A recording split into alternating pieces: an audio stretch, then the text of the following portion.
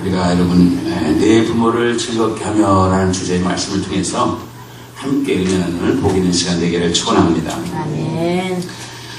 이 땅에 사는 사람들의 최고의 삶의 계명이 내 부모를 공경하라는 말씀입니다. 공경하라는 말은 무급격이라는 것이에요. 무급격. 아까 그랬던 가볍게 하면 안 된다. 부모님을 쉽게 생각하면 안 된다는 말입니다. 잘 아는 것처럼 여러분 그 청와대 앞에 가면 효자동이 있습니다. 효자동이라는 동네가 있는데 그 동네에 어느 그 젊은 부부가 살고 있었어요. 젊은 부부가 아기를 갓 낳은 부부가 살고 있었는데 아버지가 이제 홀아버지예요. 시아버지를 모셔야 되는 거죠. 근데 이 부부들이 밭에 나가서 일을 해야 되기 때문에 할아버지가 나한테 아이를 맡긴 거예요. 갓난아기 아이를 할아버지 봐주세요. 어머니 봐주세요 맡겼는데 이 할아버지가 좀 약간 약주를 드시고 이렇게 잠을 주무실 때는 좀 버릇이 별로 안 좋으신가 봐요. 그러니까 아이를 봐줘야 되는데 아이를 봐다가 잠이 들어가지고 아이를 깔았어요. 몸으로. 네, 깔았어요.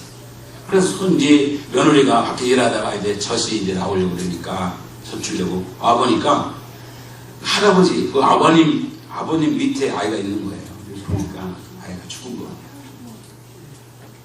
그러니까 이 며느리가 그 아이를 들쳤고 울면서 이제 그 남편한테 간 거죠. 남편이. 그랬더니 남편도 이런 상황을 보지만 남편은 원망하지 않고 도리어 아버지 마음에 상처받게 할까봐 이게 불자식이라고 그 어린 그 갓난아기를 얼굴을 뺨을 3번이나 때렸어요. 그랬더니 그 아이가 살아났습니다. 그리고 그 동네에 이렇게 효성스러운 아버지 마음에 상처를 받을까봐 걱정하는 이런 효성스러운 사람이 있다고 해서 그게 동네가 효자동인 거예요. 요즘 상상도 안 되겠지만 그렇게 아버지의 아픈 마음을 이렇게 극진한 효로 이렇게 섬겼다 해서 효자동이 된 것입니다. 유대인들, 히브리인들하고 우리들하고 생각이 굉장히 많이 공유점이 같아요. 히브리인들에게 탈무드가 있거든요. 탈무드에 보면 효에 대한 내용을 이렇게 설명하고 있습니다. 고대 이스라엘에 디메라는 마을에 한 남자가 살고 있었습니다. 그런데 그는 아주 값지는 보물을 갖고 있었어요. 그것은 금화 3,000개 정도의 가치, 어마어마한 가치의 큰 다이아몬드를 갖고 있었습니다. 어느 날 라비가 그것을 사서 사원의 정각에다가 장식을 하고 있어요. 아마 회당에다가 아마 그 장식품으로 돌려버렸던 것 같아요. 그래서 라비가 와가지고 그 값의 2배를 쳐주겠다. 6,000개 해주겠다. 그러면서 그것서 다이아몬드를 가져와라. 그리고 우리에게 팔아라. 6,000개 정도의 3,000개보다 배가 되는 그런 6,000개의 값어치를 통해서 쳐주겠다. 그렇게 얘기를 했습니다. 그랬더니 그 남자가 난처함을 하는 거예요. 난처. 죄송합니다. 지금은 드릴 수가 없습니다. 그게 무슨 말이냐? 꼭 다이아몬드를 잃어버린 게 아니냐? 그랬어요. 이 라비는 그게 깜짝 놀라면서 물었는데 그 남자는 그게 아니라 지금 아버지께서 낮잠을 주무시는데 그런데 그 다이아몬드를 넣어둔 금고 열쇠가 아버지 베개 밑에 있습니다. 그래서 이 베개 밑에는 아버지가 베개 밑에 있기 때문에 아버지가 베개 밑에 그걸 줬기 때문에 이걸 흔들면 그러면 아버지가 깨야 된다. 그래서 팔 수가 없다. 그래서 라비는 이해할 수가 없는 거죠. 그런데 아무리 2배의 값을 주더라도 고온이 주무시는 아버님을 깨울 수가 없다. 그래서 그 라비는 이 남자의 효에 크게 감동해서 그리고 많은 사람에게 알렸다는 여러분 탈무드의 교훈이 있습니다. 히브리인들도 효에 대해서 굉장히 중요하게 생각하고 있다는 사실을 후손들에게 가르친 하나의 교훈이라고 볼 수가 있습니다. 여러분, 효는 우리가 지키고 계승해야 될 가장 좋은 전통임을 믿으시기 바랍니다. 아멘. 좋은 전통입니다. 그런데 가슴 아픈 이야기가 있습니다. 가슴 아픈 얘기. 제가 한 글을 읽어봤더니 그런 얘기가 있어요. 어느 시골 농부가 남의 집에 머슴 살해하면서 아들을 서울에 있는 대학으로 학교를 보냈어요. 유학을 보냈습니다. 농부는 서울에서 공부하는 자식을 생각하면서 힘든 머슴살이를 참아냈습니다. 한 푼, 두 푼 잘 모아가지고 학자금과 하숙비를 계속 올려보냈습니다. 한 번은 아들이 너무 보고 싶어가지고 등록금과 하숙비를 직접 들고 학교를 찾아갔습니다. 학교 정문에 아들이 나오기를 몇 시간씩 기다리고 있는데 아버지는 여러 학생들 사이에 나오면서 그것에 아주 유독 빛나는 자랑스러운 아들을 보게 되었습니다. 아버지는 너무 반가워서 자식의 이름을 부르며 한 걸음 달려갔습니다. 멋진 대학생이 된 아들은 아주 남루한 옷차림, 그 아버지가 달려오는 모습을 보는 순간 반감보다는 창피한 생각이 들었습니다. 창피한 생각. 그래서 아들은 옆에 있는 친구들에게 이렇게 말했습니다. 시골 우리 집에서 일하는 머슴이야. 보고 싶은 아들을 만나 반가움에 눈물이 헛소리 같았는데 농부는 아들의 말을 듣고는 이내 허리를 굽히면서 이렇게 말했습니다. 도련님 그동안 안녕하셨습니다. 등록금과 하숙비를 가지고 왔습니다. 라고 그 돈 봉투를 아들의 손에 쥐어지고 뒤돌아섰습니다. 농부는 일이 있을 얼마 후에 시골집 뒷산 밤나무에 목을 매서 죽고 말았습니다. 성경은 하나님이 사람을 창조했다고 말씀하고 있습니다. 사람을 창조하셨다. 그리고 창조한 다음에 이렇게 말했어요. 창세기 5장 2절 보겠습니다. 5장 2절 시작. 남자와 여자를 창조하셨고 그들이 창조된 날에 하나님이 그들에게 복을 주시고 그들의 이름을 사람이라 부르셨더라. 남자와 여자를 창조하시고 창조된 날에 하나님이 그들에게 복을 주시고 그들의 이름을 사람이라고 하셨다. 하나님은 남자든 여자든 학식이 있든 없든 가졌든 못 가졌든 간에 먼저 사람으로 살기를 바라십니다. 아멘. 그래서 사람이 우리가 가끔 가잖아요. 사람이 되어라. 사람 되어라. 사람답게 살아라. 이렇게 말하지 않습니까? 하나님이 사람이라는 이름을 붙여준 사람들의 기준이 뭐냐? 그 붙여준 기준이 뭐냐는 것입니다. 그것은 뭐냐? 사람됨의 자리는 위로부터는 하늘을 알고 하나님을 알고 땅에서는 부모를 알아보는 것이 사람들의 기준을 믿으시기 바랍니다. 아멘. 사람들의 기준은 뭐냐? 하나님을 아는 거예요. 하나님을 아는 거.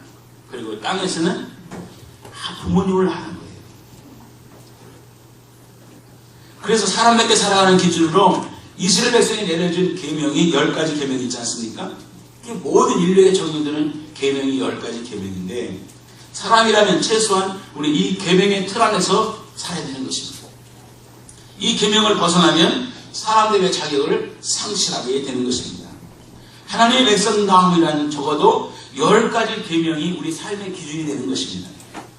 10계명을 둘로 나뉘면 여러분 잘 아는 것처럼 위에서 1번부터 4번까지 위에서부터 네 번째는 하나님을 사랑하라는 계명입니다. 하나님을 사랑하는 계명.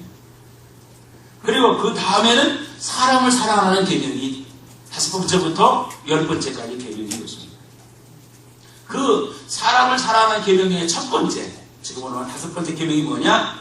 네 부모를 공경하라는 것입니다. 할렐루야. 아멘. 아까 우리 공경은 무겁게 여기라. 귀하게 여기라는 거예요. 여러분, 사람이라면 10가지 계명을 마땅히 지켜야 합니다. 이 계명을 지켰다고 칭찬드릴 일도 상 받을 일도 아닌 것입니다. 그 마땅히 지켜야 될 일인 것이죠. 남의 물건을 찾아주는 일은 상 받을 일이 아닙니다. 당연한 일입니다.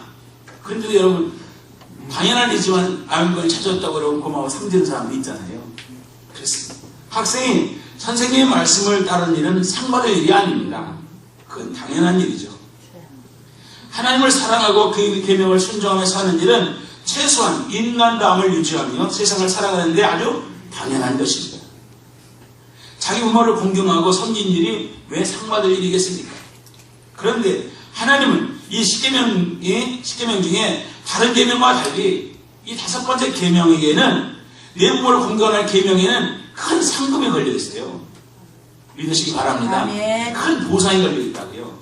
다른 계명은 그런 게 없는데 이 5번째 계명만큼은 이 계명을 잘 지켰을 경우에는 엄청난 상급과 보상이 있다는 것을 말씀하고 있어요. 아멘.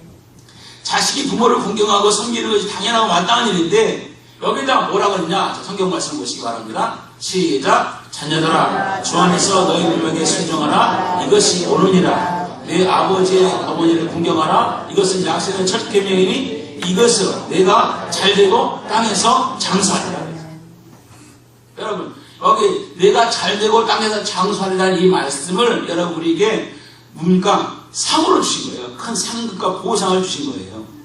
여러분 사람이 이 세상 사는 동안에 무엇을 바라겠습니까? 잘 되는 거예요.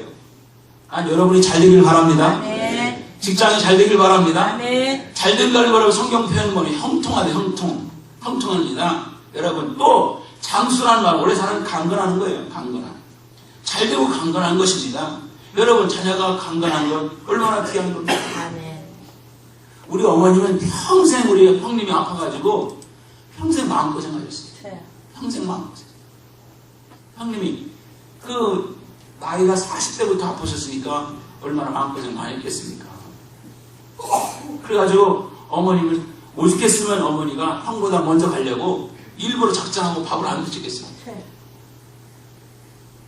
작정하고 밥을 안 드셨어요. 곡기를 끊었어요. 나는 형보다 아들보다 먼저 가겠다는 거예요.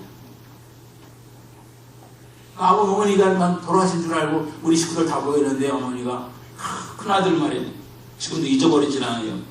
큰아들이 그냥 목이 빼빼하고 배는 나오고 이제 목소가 차고 이러니까 기가 막히니까 어머니가 가슴을 막 헤치고서 막 형님의 가슴을 막 만지면서 하나님 이 아들의 병을 내게로 옮겨달라. 내가 가져가겠다는 거예요. 이 아들을 살려주고 나를 데려가라는 거예요. 하나님 그 기도에 응답하셨는데 지금까지 형님 살고 계세요.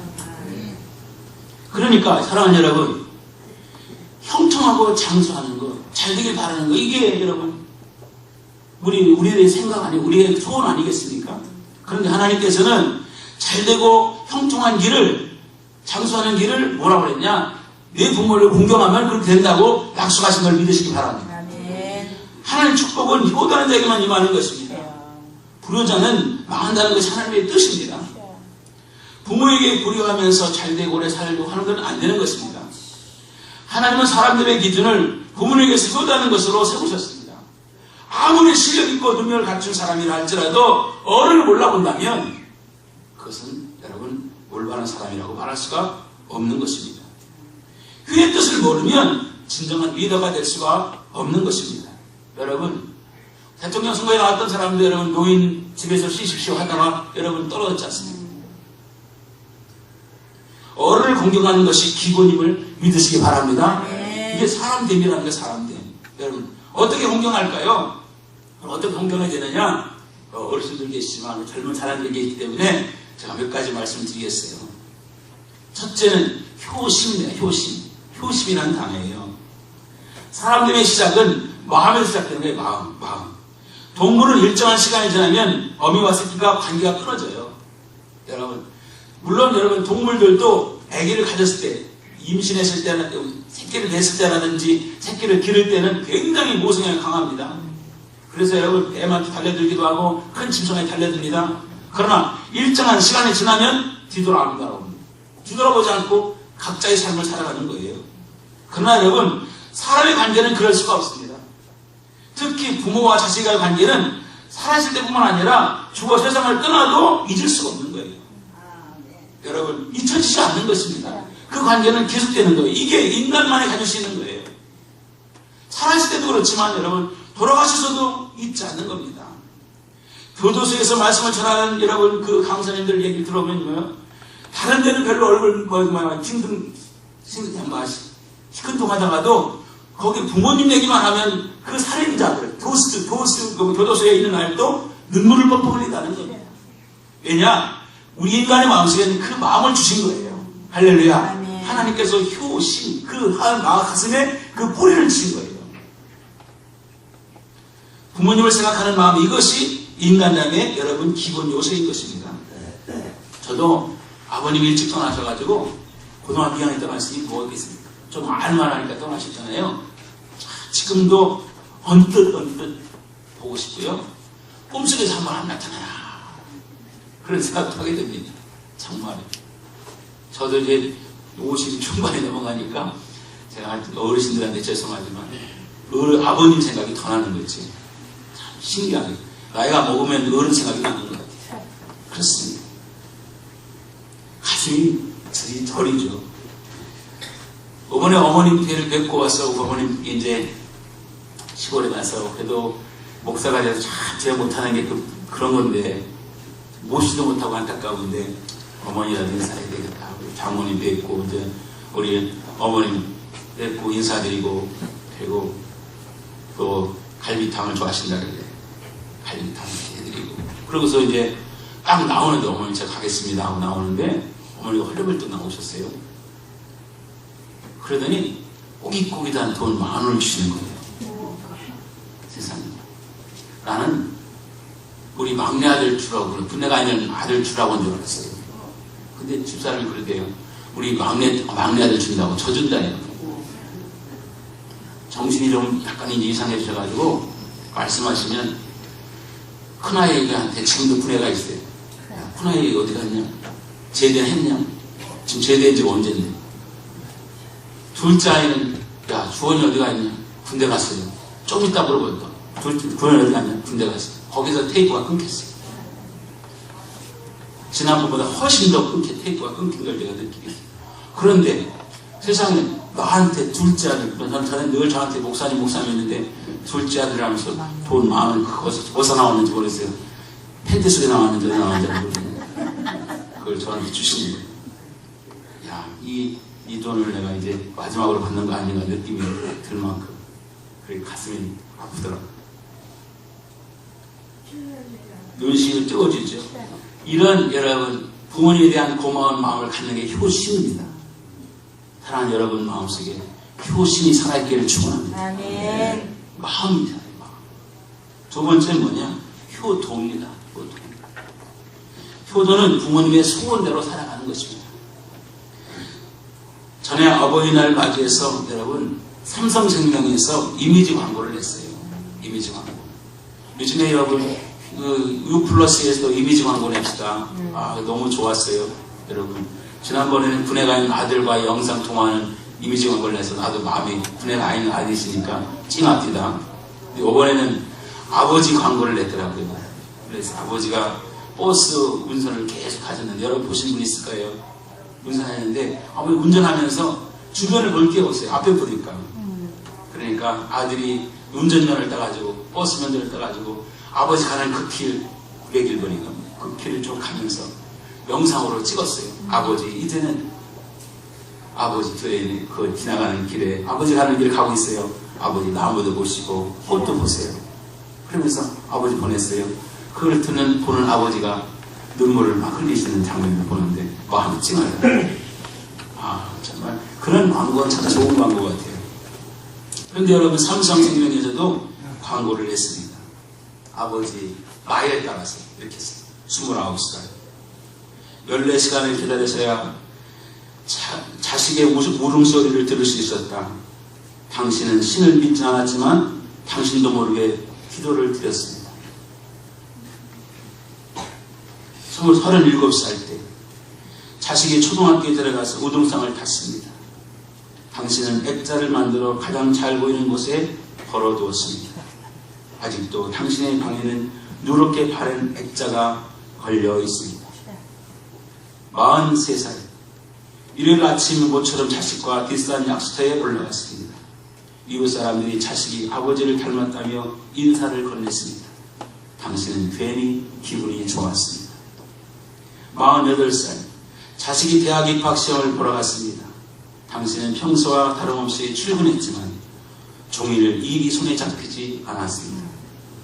53살 자식이 월급을 타서 내일을 사왔습니다. 당신은 쓸데없이 돈을 썼다고 나무랐지만 밤이 늦도록 내일을 입어보고 또 입어봤습니다. 61살 딸이 시집가는 날이었습니다. 딸은 도둑같은 사위 얼굴을 쳐다보며 한방 웃음을 피웠습니다. 당신은 나이 들어 처음 눈시울이 붉어졌습니다. 오직 하나 자식 잘되기를 바라며 살아온 한평생. 하지만 이제 희끗희끗한 머리가 남으신 당신, 우리는 당신을 아버지라고 부릅니다. 참 멋진 그 이미지 광고예요. 어제 우리 큰아이가 와가지고 뭐 꽃 하나는 처음으로 그게 보니까 뭐지 카네이션을 들고 왔디다. 덜렁덜렁 들고 왔어. 그러고서 어머니 밥 사준다고 와서 밥을 삽니다. 전에는 야 어버이날 뭐 없냐? 그랬더니 살아있는 게 어버이가 되지. 살아있으면 되지. 뭐 그러더니 또 뭘 하나 사왔어요. 그래서 밥 얻어먹고 고맙디다. 다음에 올 때는 한짝 작은 하나 데리고 왔으면 좋겠는데 차에 내리면서 이럽디다. 추석에 봬요. 아무튼 그래도 좋았습니다. 어머니에 대한 글도 있습니다. 21. 당신은 고개를 2개 넘어 얼굴도 본 적 없는 김씨댁 큰아들에게 시집을 왔습니다. 26.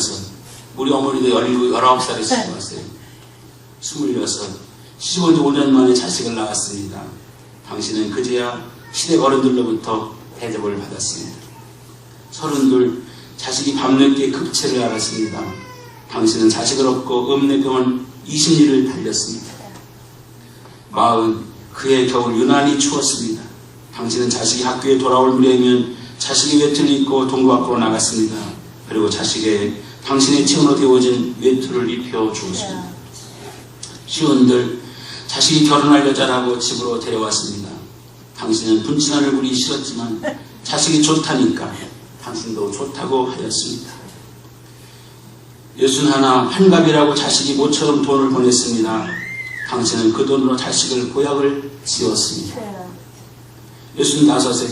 자식 내외가 바쁘다며 영절에 고향을 못 내려온다고 하였습니다. 당신은 동네 사람들에게 바빠서 아침 일찍 올라갔다며 당신 평생 처음으로 거짓말을 했습니다. 오직 하나 자식 잘되기만을 바라며 살아온 한평생, 하지만 이제는 깊이 주름진 얼굴로 남으신 당신, 우리는 당신을 어머니라고 부릅니다. 아멘. 여러분, 그리스도인이 주님 뜻대로 살아야 할 것이 신앙인인 것처럼 부모님 뜻대로 살아가는 것이 효도임을 믿으시기 바랍니다. 아멘. 당신을 못 가졌어도 자식에게만은 좋은 걸 주고 싶은 것이 부모의 심정인 것이죠. 그게 부모의 마음인 것 같습니다. 한자에 어버이 진짜라는 단어가 있습니다. 여러분 잘 아시지만 어버이 진짜. 이 진짜가 유래가 어떻게 되느냐? 아들이 이제 장날돼가지고 다 5일장에 장날돼가지고 나무를 크게 지고 이제 가서 장에 가서 팔고 오는 겁니다. 그게 그게. 근데 아들이 장에 가서 이제 저녁이 됐는데 오질 않는 거예요. 니언이 사지는데 오질 않는 겁니다. 어머니는 자식을 기다리다 한편으로 기다리는데 안 오니까 동구 앞까지 마중 나가는 겁니다. 마중 나가는데 사람들이 오는데 우리 자식은 안 오는 거예요. 그래서 조금 더 올라갑니다. 높은 데 올라가요. 그래도 잘 안 보이는 거예요. 안 오는 거예요. 나무까지 올라갑니다. 나무까지 올라가서 자식이 오는 쪽을 바라보는 거예요. 그게 바로 어버이 진짜입니다. 설립자, 나무 목자, 볼견 나무에 서서 바라보는 거예요. 이게 진짜예요. 어머니의 그 부모님의 마음이 저기에 담겨 있습니다. 어버이 진짜. 애틋한 심정이죠. 늘 아들을 그리워하는 그런 애틋한 심정이 담겨 있습니다. 아들은 너무 늦어가지고 헐레벌 떠 봅니다. 너무 늦게 왔는데 어머니가 마중에 나와 있어요. 너무 죄송스러운 거죠. 송구스러워서 어머니에게 어머니 여기까지 왜 나오셨어요? 그러면서 지게를 내려놓고 어머니를 지게 위에다가 올려놓는 거지. 지게 올려놓고 어머니 하고서 어머니를 어깨에 이제 업어가지고 오는 장면이 효자예요. 효자. 늙을 노자에다 아들 자자 받쳐진 효자. 여러분, 여러분의 가정에 진짜와 효자가 늘 머무르시길 축원합니다. 그게 정말 아름다운 가정이죠. 다 서로 알아주는 거지. 자식에 대한 부모의 소원이 무엇이겠습니까? 자식이 잘 되는 것입니다. 잘 살아가는 것입니다. 이 소원이 또 다른 무엇을 바라겠습니까? 잘 되는 것이 효도죠. 잘 되기 위해서는 그럼 어떻게 되느냐? 잘 되는 길을 선택해야 됩니다. 아멘. 사람이 안 되는 것은 안 되는 길을 가기 때문에 안 되는 것입니다. 사람이 잘 되는 것은 사람이 잘못되는 것은 잘못된 길을 선택하기 때문입니다. 부모님 말씀에 귀를 기울이시기 바랍니다. 할렐루야. 부모님이 자식에게 들려주는 소리는 피 맺힌 소리고 잘 되라는 소리입니다. 험한 세월 풍성을 많이 겪으셔서 나온 경험의 이야기가 여러분 나중에 시간이 지나면 진리가 된다니까요. 믿으시기 바랍니다. 아멘. 그것이 뭡니까? 효도라는 거예요. 부모님의 교훈을 잘 따라가는 것이죠. 세 번째는 효덕이라는 단어가 있습니다. 세상에서 처음으로 제 힘으로 태어난 사람이 누가 있겠습니까? 여기 계신 여러분 모두가 내 힘으로 태어났습니까? 다 여러분 부모님의 덕으로 태어난 것이죠. 또한 내 힘으로 살아왔습니까? 어림도 없는 소리죠. 여러분 누가 뭐래도 여러분과 저는 다 어머니 젖꼭지를 물고 젖 먹고 사는 것이죠. 성장한 것이죠. 먹여주고 입혀주고 있기 때문에 내가 오늘 살아있는 것이죠. 어머니의 젖의 원액은 원래 시뻘건 피라고 합니다. 그런데 어린아이가 젖꼭지를 빨아낼 때 젖으로 바뀐다는 것이죠. 그러니까 지금 우리는 어머니 피를 먹고 사는 사람이 된 겁니다. 효덕이란 아버지 어머니를 자랑스럽게 생각하는 것입니다. 아멘. 할렐루야. 아멘. 여러분의 부모님을 존경하고 자랑스럽게 생각하는 게 효덕이라는 것입니다. 늙고 병든 부모님이라도 나에게는 둘도 없는 자랑스러운 분으로 모시는 것이 효덕임을 믿으시기 바랍니다. 아멘. 엄마 아빠가 최고야. 이게 효덕이라는 것이죠. 오늘 내가 여기까지 가장 많은 근심 걱정 땀과 눈물 흘리신 분이 누구이겠습니까? 우리 어머니 아버지겠습니까? 아니겠습니까?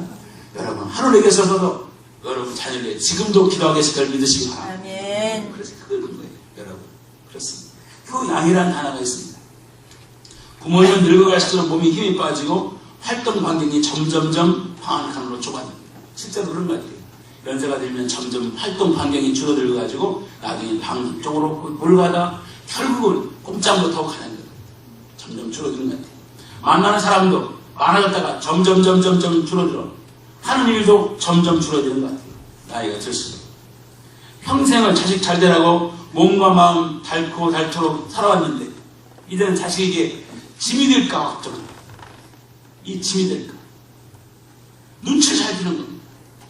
평생 그렇게 살았는데도 불구하고 이제는 눈치를 잘 주는 거예요. 며느리 눈치 잘 주고 아들 눈치 잘 주고 밥 한 술 입에 넣어도 자식 며느리 미안한 생각으로 살아가는 거예요. 그러니까 어머니 보니까 그렇잖아요. 미안한 생각. 아직도 살아있는 거 그게 미안하게 생각하는 거예요. 하루하루. 그래서 입에서 늘 그럽니다. 얼른 죽어야 될 텐데 미안하다. 뭐가 미안하다. 일평생 수고하셨는데 뭐가 미안해. 효행이란 받들어 섬기다는 뜻이에요. 받들어 섬기다. 따뜻하고 부드럽게 말씀을 많이 해드리는 것이 효행이라는 것입니다. 여러분 귀가 어두워지고 눈이 어두워지고 말해주는 사람이 없어도 자식 일이 궁금하고 손과 손녀 일이 궁금하고 늙어가는 것이 부모님이 믿으시기 바랍니다. 이어령 교수가 쓴 글 중에서 까치와 아들 이야기가 있어요. 까치.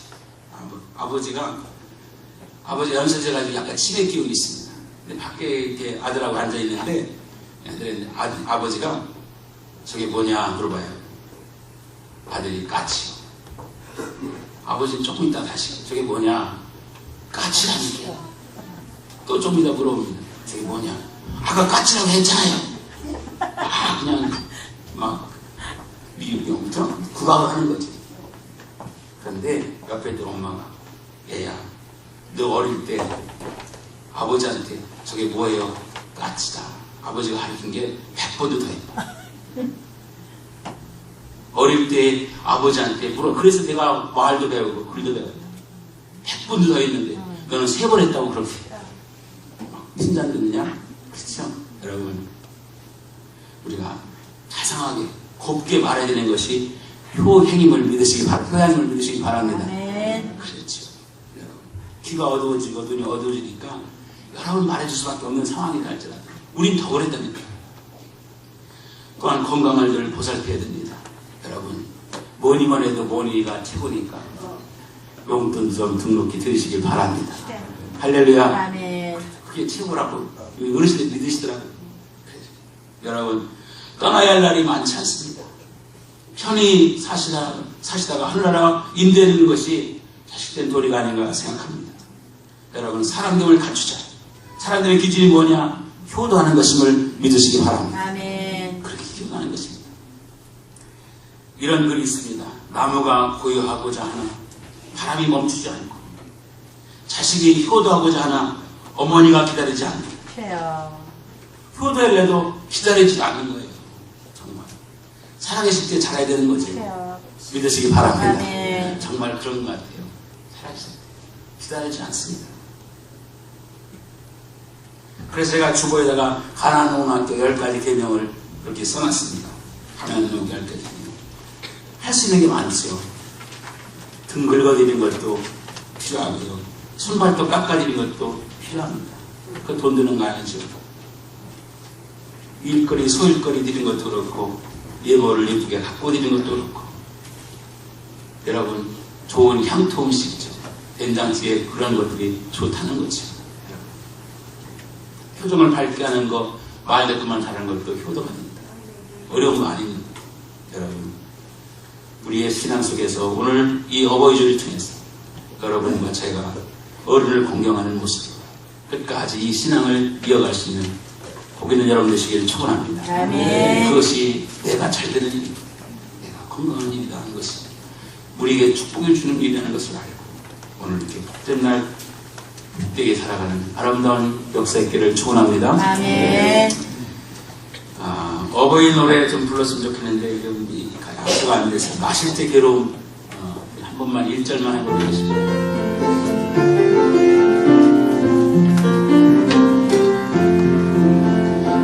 마실 때 괴로움 다 잊으시고 기르실 때 밤낮으로 애쓰는